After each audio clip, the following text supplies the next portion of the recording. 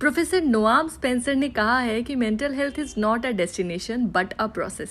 It's about how you drive, not where you are going. दोस्तों, आप हमारे videos इतने प्यार से देखते हैं और कमेंट्स में अपने ओपिनियंस के जरिए हमें मोटिवेट करते हैं, इसके लिए आपका धन्यवाद। आपने हमारे वीडियोस में mental health, depression, physical health और मेंटल हेल्थ के रिलेशनशिप्स के बारे में बहुत जाना होगा, मगर आज हम बात करेंगे मेंटल डिसऑर्डर्स के बारे में। तो चलिए हम पहले आपको बताते हैं कि मेंटल डिसऑर्डर्स क्या होते हैं, मगर उससे पहले आप हमारी वीडियो को लाइक कर दीजिए, चैनल को सब्सक्राइब कर दीजिए और बेल आइकन दबाना बिल्कुल भी ना भूलें, जिससे वेलवाइजर के वीडियो सबसे पहले आप तक पहुंच जाएं। दोस्तों, साइकोलॉजी के हिसाब से किसी अनुचित और अबनॉर्मल बिहेवियर को मेंटल डिसऑर्डर कहते हैं। ये धीरे धीरे बढ़ता है, इसमें व्यक्ति ठीक से सोच नहीं पाता, अपनी फीलिंग्स पर काबू नहीं कर पाता और डेली वर्क्स पर सही से ध्यान नहीं दे पाता। मेंटल डिसऑर्डर इंसान के अंदर किसी टेंशन से स्टार्ट होती है और बीमारी का रूप धारण कर लेती है। दोस्तों, मेंटल डिसऑर्डर्स भी कई प्रकार के होते हैं। आइए जानते हैं क्या क्या।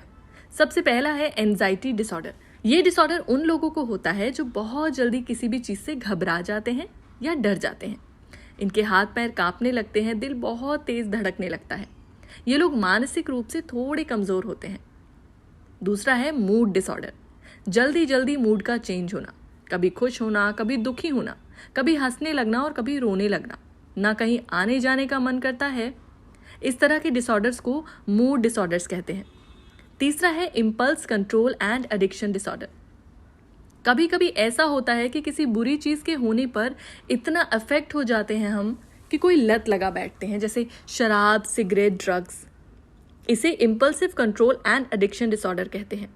चौथा है obsessive compulsive disorder, OCD. OCD में इंसान को गलत विचार आने लगते हैं और डर लगने लगता है।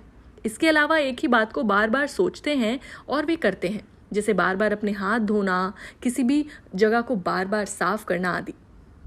अगला है पर्सनैलिटी डिसऑर्डर। इस डिसऑर्डर में लोग अपने आप को ही सही समझते हैं, चाहे उनकी गलती क्यों ना हो। अगर अपनी गलती से किसी से लड़ाई कर रहे हैं तो वो अपने आप को ही सही समझेंगे और सामने वाले को ये बताने की कोशिश करेंगे कि वो गलत है। इससे धीरे धीरे वो अपने रिलेटिव्स और दोस्तों से, परिवार से दूर हो जाते हैं और सोसाइटी से अलग हो जाते हैं। अगला है टिक डिसऑर्डर। इस डिसऑर्डर में लोग अपने आप पर कंट्रोल नहीं रख पाते। वो अचानक से कोई आवाज सुनकर खड़े हो जाते हैं, डर जाते हैं और उस पर रिएक्ट करने लगते हैं।